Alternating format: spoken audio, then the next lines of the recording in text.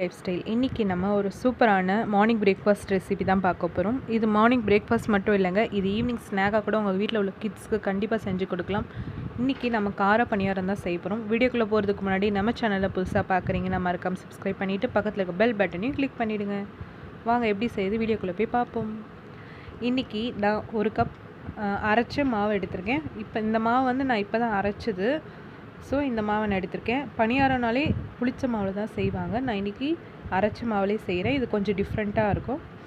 So இதுக்கு தேவையான காய்கறி என்னென்னு பார்த்தீங்கன்னா, வெங்காயம். நான் வெங்காயம் வந்து பெரிய வெங்காயம் ஒன்று அரிஞ்சு வச்சுருக்கேன். கேரட்டும், இது வந்து மாங்காய் வந்து நான் திருவி வச்சுருக்கேன். கேரட், மாங்காய். மற்றது கொத்தமல்லி, கறிவேப்பிலை, பச்சை மிளகாய் வந்து சின்ன சின்னதாக நறுக்கி வச்சுருக்கேன். இன்றைக்கி நம்ம மாங்காய் தான் சேர்க்க போகிறோம். இது கொஞ்சம் இப்போ ஃப்ரெஷ்ஷான மாவுனால நான் மாங்காய் சேர்த்துக்கிறேன். புளிச்ச மாவு வந்தால் மாங்காய் சேர்க்காதீங்க. ஏன்னா புளிச்ச மாவு ஏற்கனவே புளிப்பாக இருக்கும். மாங்காய் சேர்த்திங்கன்னா இன்னும் புளிப்பாக இருக்கும். ஃபஸ்ட்டு இந்த வதக்கிடலாம், காய்கறியெலாம் வதக்கிடலாம்.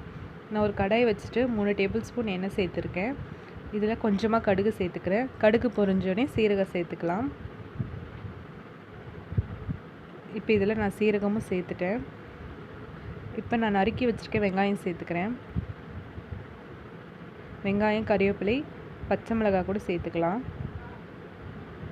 சேர்த்துட்டு நல்லா வதக்கிக்கலாம். இது உங்களுக்கு கடலைப்பருப்பு, உளுத்தம்பருப்பு தேவைன்னா கூட நீங்கள் சேர்த்துக்கோங்க. சேர்த்து நல்லா வதக்கிக்கோங்க. வெங்காயம் நிறைய சேர்த்துக்கோங்க. வெங்காயம் தோசையாக இருந்தாலும் சரி, பணியாரம் இருந்தாலும் நிறைய வெங்காயம் சேர்த்துக்கோங்க. நல்லா க்ரன்ச்சியாக இருக்கும். இப்போ நான் சீவி வச்சுருக்கேன் அந்த மாங்காயும் கேரட்டும் சேர்த்துட்டு 1 நிமிஷம் வரைக்கும் வதக்கினா போதும்.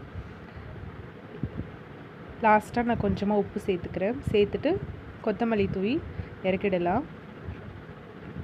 இப்போ இந்த வதக்கி வச்சதை நம்ம வந்து மாவில் சேர்த்துக்கலாம்.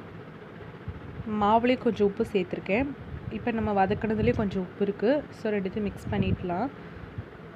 ஒரு பக்கம் நான் குழி பணியாரம் கல் வச்சுட்டேன். எண்ணெய் ஊற்றி வச்சுருக்கேன். எல்லாத்துலேயும் சூடாயிடுச்சு. இப்போ நம்ம மிக்ஸ் பண்ணியிருக்க மாவெல்லாம் அதில் ஊற்றிடலாம்.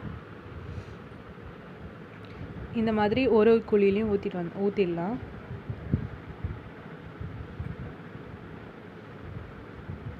நான் ஃபுல்லாக ஊற்றிட்டு உங்ககிட்ட காமிக்கிறேன். இப்போ ஃபுல்லாக ஊற்றியாச்சு.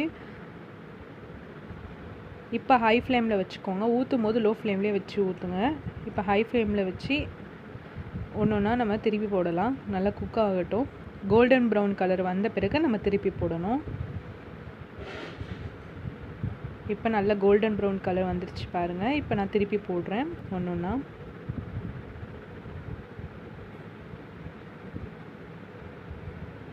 இந்த மாதிரி நம்ம எல்லாத்தையும் திருப்பி போட்டாச்சு.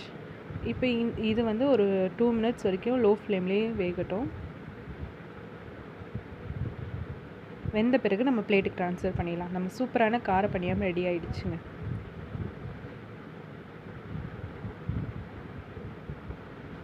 சூப்பரான மொறு கார பணியாரம் ரெடி. இந்த ரெசிபி உங்களுக்கு பிடிச்சிருந்தா நம்ம அனிலி லைஃப் ஸ்டைலை லைக் பண்ணுங்கள், ஷேர் பண்ணுங்கள், சப்ஸ்கிரைப் பண்ணுங்கள். நம்ம வீடியோவை புதுசாக பார்க்குறீங்கன்னா மறக்காமல் சப்ஸ்கிரைப் பண்ணிவிட்டு பக்கத்துக்கு பெல் பட்டனையும் கிளிக் பண்ணிவிடுங்க. தேங்க்ஸ் ஃபார் வாட்சிங். பாய்.